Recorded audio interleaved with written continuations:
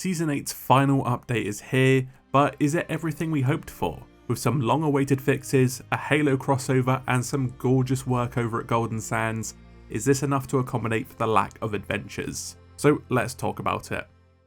Before we get into the actual thing, the next adventure has been delayed for reasons. We don't know why, but Chris Davies announced they would be paused, allowing for Season 9 and Anniversary to shine. So today there is no adventure. I think the earliest we'll see it is the 30th of March, 6 weeks from now, but it could be even later. The main changes coming today are some various changes to Season 8's content. Despite it meant to have launched 4 weeks ago, it's now here. Cross-stamp matchmaking is live and should alleviate all of the issues with matchmaking. All you need to know is that you will now have a bigger pool of players to matchmake with, including more people in your skill bracket. Matchmaking should be lightning fast from now onwards, or so we think. Don't forget you can now match with players in your faction too, so it should be a lot quicker. The worst part about the last change was that you could not sell flags from these battles. Now if you beat a fellow Guardian, you can now gain allegiance for turning in their flag. This will only work with flags from Hourglass battles. However, it's unclear if servants will also gain allegiance for doing so.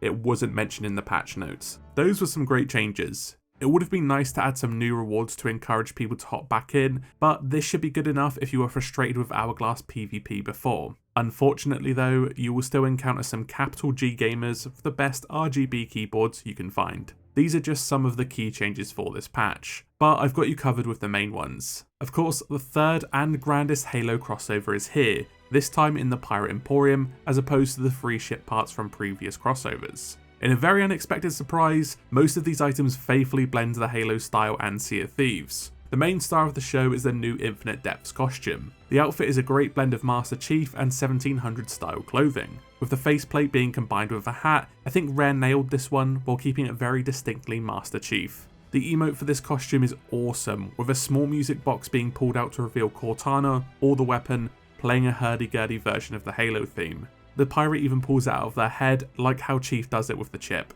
The weapons are next, which fits Sea of Thieves less, but they're still a great nod. The sword, of course, is the energy sword. It's still distinctly made of metal and partially glows. This is actually less glowy than some of the other stuff in game. The flintlock is now a plasma pistol. It looks alien, but it's just enough to blend in, kinda, with the pirate theme. The blunderbuss is modelled after the spiker from Halo 3 and Reach, on account of the twin blades at the bottom. This one is pretty basic and probably the weakest of the new weapons, but I still like it. The Eye of Reach is easily the best, with it taking after the needle rifle from Halo Reach. Rare didn't even try with this one. How can you? It's a needle rifle. It's my favourite out of the four, and even though it blends in the least, it does look amazing. The emotes for each of these weapons take inspiration from iconic poses in Halo. The energy sword shares its positioning with the energy sword's idle animations in the Halo franchise. The Eye of Reach is the crouch sniper animation where the Spartan looks side to side when idle. The flintlock is a reference to the Halo 2 cover art, where Chief is crouched with 2 SMGs, but the banana and plasma pistol replace them. Finally, the blunderbuss pose is a reference to the Halo 5 key art of Chief, where he holds the assault rifle up in his right hand. Now, the ship is arguably the weakest part. It's based on the Banished and their faction AI Aratus, who was the main focus of Season 2 for Halo Infinite. The ship set contains many black and red motifs, but the ship is quite underwhelming. The hull is very plain with this rust red colour that doesn't really scream premium. The same can be said about the collector's versions of the sails and figurehead. They just aren't worth the money to upgrade because they look not much different. The flares though are fantastic. They're pure Halo, with bursts of plasma blinding you. They blind you so much they're unusable. Might be a bit harsh, but they look cool anyway. I'm not too fussed on the ship, but I'm glad it's not military green like the last pieces. In the regular shop, there's the Mauve Majestic Sovereign set, yet another recolor. But I can't complain as it was better than the diddly squat we were getting prior to this. The set's okay, it's just never really been my cup of tea. On the other hand, something that is extremely aesthetic is the new Golden Sands changes. Nothing major has changed on the east side, aside from this mega fucking lighthouse being built. No, what we care about is the Order of Souls and the Gold Hoarder's new digs. Let's start with the Order of Souls. They're now located on the Western Promenade. If we head down the stairs, we're now in the Order's finest shop. No more making tents under disused buildings. Here we have Madame Olga with a very similar table in front of her. The building is decorated with various Order symbols and ornaments, many of which we have seen before. Amazingly, there's also a tarot card reading table. On the roof is this little seating area where you can take in the views whilst pondering the thoughts stolen from your skeletal enemies. There are little gaps you can look through around the building as well, making the lair seem that more seedy. Rare nailed the mysterious and occult themes here and managed to keep the spirit of the Order alive despite the modernization. The Gold Hoarder Bank is simply exquisite, featuring some of the most impressive environmental work yet. The outside is decorated with 2 pennants and the Gold Hoarder's key, a giant replica of the one found in the Tall Tale. Going inside reveals a counter which Hugh has settled behind, with a metric fuck ton of gold behind it. It also includes the new vault stuffed with chests. This is a real upgrade from a tent and living underground. There's a little door back behind that leads out, well, to the back door I assume.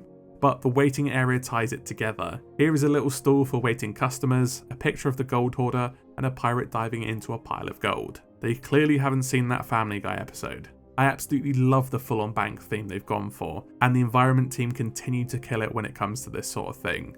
It feels like they've been on a roll since Season 8 launched. They're always on point, but Season 8 feels extra special. The area over by the Sovereigns looks to be in the process of being made into a garden. It's a big flat sandy area with some plants in there. I reckon this will be gorgeous come next month. Finally, there is now a covered statue over by the north side of the island. No prizes for guessing who this is going to be of.